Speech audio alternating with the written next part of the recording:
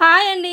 ఈరోజైతే మన ఛానల్లో కిచిడీ చేస్తున్నానండి ఎర్ర కందిపప్పుతో. చాలా బాగుంటుందండి. ఈ విధంగా మనకేంటంటే పిల్లల క్యారేజ్ కట్టేటప్పుడు ఈ విధంగా అప్పుడప్పుడు చేసి పెడితే సూపర్గా ఉంటుందండి. చేసే విధానం చూడండి. ముందుగా నేనైతే రైస్ తీసుకున్నానండి, బాస్మతి రైస్ తీసుకున్నాను. తర్వాత మామూలు రైస్తో అయినా చేయొచ్చండి. ఈ విధంగా ఎర్ర కందిపప్పు ఒక కప్పు తీసుకున్నానండి. మీరు రైస్ అయితే ఎన్ని తీసుకుంటారో అందుకు సరిపడా ఒక కప్పు మనం ఎర్ర కందిపప్పు తీసుకొని చక్కగా వాటర్ పోసి 2 సార్లు శుభ్రంగా కడిగి మళ్ళీ వాటర్ పోసుకొని మనం ఒక 20 నిమిషాలు అట్టాగా నానబెట్టుకోవచ్చండి. నానబెట్టుకున్న తర్వాత పొయ్యి మీద కడాయి పెట్టి ఆయిల్ పోసుకొని నెయ్యి కూడా ఒక స్పూన్ వేసి ఇప్పుడు మసాలా దినుసులు వేయాలండి. తక్కువ వేసుకోవాలి. తర్వాత ఉల్లిపాయలు పచ్చిమిరపకాయలు కూడా ఆ విధంగా వేయాలండి. వేసిన తర్వాత ఉల్లిపాయలు చక్కగా బాగా ఫ్రై చేయాలండి.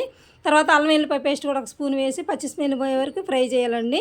తర్వాత పసుపు కూడా ఒక స్పూన్ వేసుకోవాలండి. ఎందుకంటే మనకి కిచిడీ కాబట్టి కలర్ వస్తుంది, చాలా బాగుంటుందండి. ఇప్పుడు వాటర్ పోసుకోవాలి, తగినన్ని వాటర్ కూడా పోసిన తర్వాత ఇప్పుడు రైస్ ముందుగా మనం నానబెట్టుకున్నాం కదండి, ఆ రైస్ కందిపప్పు 2 చక్కగా నానిపోయినాయి. ఆ 2 కూడా వేసి చక్కగా మొత్తం కలబెట్టాలండి. ఇప్పుడు తగినంత సాల్ట్ కూడా వేసుకోవాలి. వేసుకున్న తర్వాత 2 కలిసే వరకు కలబెట్టుకొని మనం మూత పెట్టుకొని 2 నిమిషాలు మగ్గబెట్టుకోవాలండి. చక్కగా మనకి రైస్ అయితే చక్కగా రెడీ అయిపోద్ది. పొడి పొడిగా వస్తుందండి. వాటర్ మనం చూసుకొని తక్కువ పోసుకోవాలి, ఎక్కువ పోయకూడదండి. ఎర్ర కందిపప్పు ఏంటంటే త్వరగానే ఉడికిపోద్దండి. ఈ విధంగా అయితే కిచిడీ అయితే రెడీ అయిపోయిందండి.